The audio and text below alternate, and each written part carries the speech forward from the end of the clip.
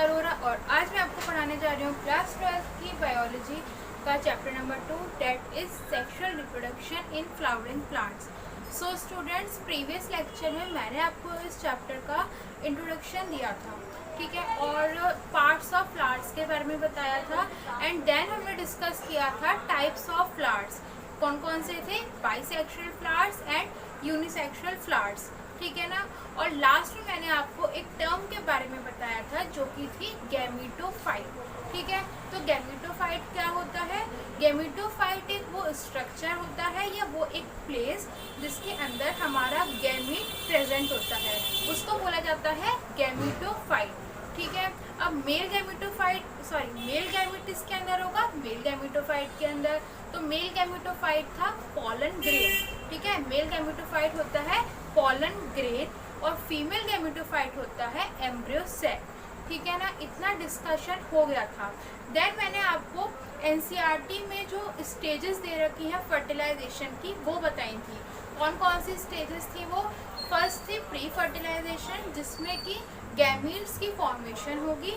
Fertilisation second थी fertilisation जिसमें कि जो गैमीट्स बने हैं उनको फ्यूज करवाया जाएगा, मतलब कि वो आपस में फ्यूज करेंगे एंड जाइगोट की फॉर्मेशन कर देंगे, ठीक है।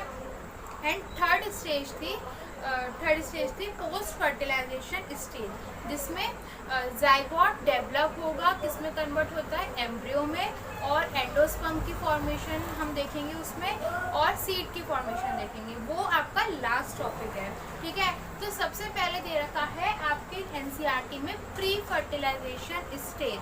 क्या है? सबसे पहले प्री फर्टिलाइजेशन स्टेज जिसमें गैमीट्स की फॉर्मेशन होगी। तो आज हम उसी के बारे में पढ़ेंगे, ठीक है। तो मैंने इधर हेडिंग लिखी है डेवलपमेंट ऑफ मेल गैमेटोफाइट और ब्रैकेट में है पोलन ग्रेन। इट मीन्स कि हम इस वाले टॉपिक में, आज के टॉपिक में हम देखेंगे कि मेल गैमेटोफाइट डेवलप कैसे होता है और मेल गैमेटोफाइट क्या है, पोलन ग्रेन, ठीक है। तो इस आज के टॉपिक में हम यही बात करेंगे। तो फर्स्ट हेडिंग है स्टैमेन। स्टैमेन क्या है? मेल रिप्रोडक्टिव ऑर्गन, ठीक है।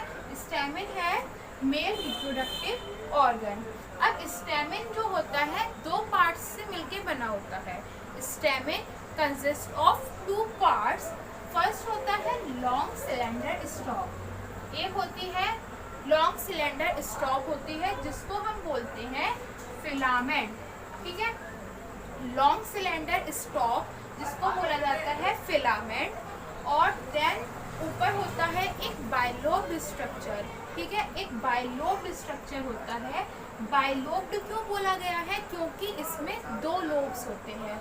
इस स्ट्रक्चर को जब हम कट करके इसका पढ़ते हैं तो इसमें दो लोब्स होते हैं, इसलिए इस स्ट्रक्चर को बोला गया है बाइलोब स्ट्रक्चर। और इसका नाम क्या होता है? It is known as anther, ठीक है। तो एक मतलब स्टैमेन मेल रिप्रोडक्टिव ऑर्गन होता है। मेल रिप्रोडक्टिव ऑर्गन जो कि है स्टैमेन, वो दो पार्ट्स से मिलके बना है। कौन कौन से? लॉन्ग सिलेंडर स्टॉक, एक लंबी सी डंडी मान लो आप, ठीक है। लॉन्ग सिलेंडर स्टॉक जिसे बोला जाता है फिलामेंट, और एक ऊपर तरफ होता है बाइलोब स्ट्रक्चर, ठीक है, जिसे बोला जाता है एंथर। ये होता है स्टैमेन का पूरा पार्ट। अब इधर डायग्राम में बताया गया है, तो ये डायग्राम में दिखा रखा है ये जो लॉन्ग सिलेंडर स्टॉक है, ठीक है। ये लॉन्ग सिलेंड्रिकल स्टॉक जो है, सिलेंड्रिकली सिलेंडर स्टॉक जो है ये है फिलामेंट, जैसे कि मैंने आपको इधर बताया। और ऊपर जो ये बाइलोब स्ट्रक्चर दिख रहा है ऊपर, जिसे बोला जाता है एंथर, ठीक है। ये होता है हमारा मेल रिप्रोडक्टिव ऑर्गन, जिसे हम बोलते हैं स्टैमेन, ठीक है। अब हम इसमें पढ़ेंगे स्ट्रक्चर ऑफ एंथर। हमने पढ़ा है एंथर होता है बाइलोब स्ट्रक्चर, तो इसका पूरा एंथर का स्ट्रक्चर पढ़ेंगे कि कैसा होता है, ठीक है। तो फर्स्ट पॉइंट यही है बाइलोब स्ट्रक्चर, ठीक है। बाइलोब क्यों बोला जाता है? मैंने अभी आपको बताया क्योंकि इसमें दो लोब्स होते हैं, इसलिए एंथर को बाइलोब्ड स्ट्रक्चर बोला जाता है, ठीक है।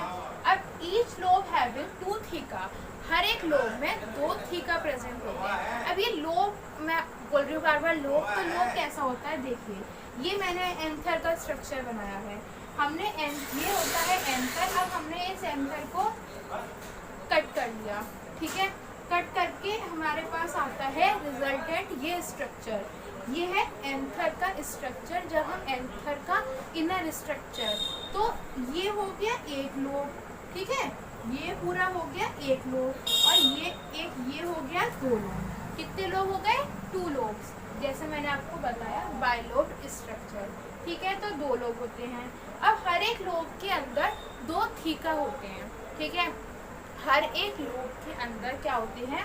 2 थीका होंगे, 2 थीका इस लोब में होंगे, 2 थीका इस लोब में होंगे, इसलिए इसको बोला जाता है डायथीकस। डाई मतलब 2 और थीकस मतलब थीका। तो ईच लोब हैविंग 2 थीका, हर एक लोब के अंदर 2 थीका होते हैं, और इसलिए बोला जाता है इसे डायथीकस, ठीक है। थर्ड पॉइंट है consist of 4 microsporangium, 2 in each lobe, ठीक है। तो कंसिस्ट ऑफ 4 माइक्रोस्पोरेंजियम का मतलब क्या है? जैसे कि मैंने इधर एंथर का स्ट्रक्चर बनाया है, ठीक है, ये एंथर का स्ट्रक्चर है। अब आप इसमें कुछ सर्कुलर स्ट्रक्चर्स देख रहे होंगे, ये 4 सर्कुलर स्ट्रक्चर्स मैंने बनाए हुए हैं, ठीक है। तो यही होते हैं 4 इन्हीं बोला जाता है माइक्रोस्पोरेंजियास, ठीक है। इन सर्कुलर स्ट्रक्चर्स को बोला जाता है माइक्रोस्पोरेंजियास। इसलिए हम कहते हैं कि एक एंथर में कितने माइक्रोस्पोरेंजिया होते हैं? 4 माइक्रोस्पोरेंजिया होते हैं। So anther consist of 4 माइक्रोस्पोरेंजियम्स। इसका मतलब है कि एंथर में टोटल कितने होते हैं? 4 माइक्रोस्पोरेंजियम्स होते हैं। एंड 2 इन ईच लोब का क्या मतलब है? जैसे कि ये एंथर है हमारा, ठीक है, अब इस एंथर में ये एक लोब है और ये दूसरा लोब है ना, और एक लोब में एक लोब में आप देख रहे हैं ना 2 सर्कुलर स्ट्रक्चर्स हैं, तो इसका मतलब है कि एक लोब में 2 माइक्रोस्पोरेंजियम होते हैं, एंड टोटल माइक्रोस्पोरेंजियम होते हैं 4 इन एंथर, ठीक है। कितना हो गया?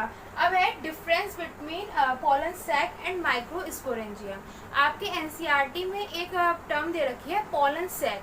तो पॉलन सैक और माइक्रोस्पोरेंजियम में क्या डिफरेंस होता है? कुछ डिफरेंस नहीं है, बस जब माइक्रोस्पोरेंजियम क्या करते हैं? डेवलप कर जाते हैं। जब माइक्रोस्पोरेंजियम डेवलप हो जाते हैं तो ये कन्वर्ट हो जाते हैं पॉलन सैक के अंदर, ठीक है। जब माइक्रोस्पोरेंजियम डेवलप हो जाएंगे तो वो कन्वर्ट हो जाएंगे पॉलन सैक। जब माइक्रोस्पोरेंजियम डेवलप हो जाते हैं तो वो कन्वर्ट हो जाते हैं पॉलन सैक के अंदर, एंड जब वो पॉलन सैक में कन्वर्ट होते हैं ना, तब वो पॉलन ग्रेन्स से फिल हो जाते हैं, मतलब कि उन पॉलन सैक में पॉलन ग्रेन्स फिल हो जाते हैं, ठीक है। तो यही डिफरेंस है माइक्रोस्पोरेंजियम एंड पॉलन सैक के अंदर, ठीक है। तो आज के वीडियो लेक्चर में हमने क्या क्या पढ़ा है? पहला हमने पढ़ा कि डेवलपमेंट ऑफ मेल गैमेटोफाइट, ठीक है, उसमें हमने फर्स्ट हेडिंग पढ़ी स्टेमिन। तो स्टेमिन क्या है? मेल रिप्रोडक्टिव ऑर्गन, एंड वो 2 पार्ट से मिलकर बना है। कौन कौन से?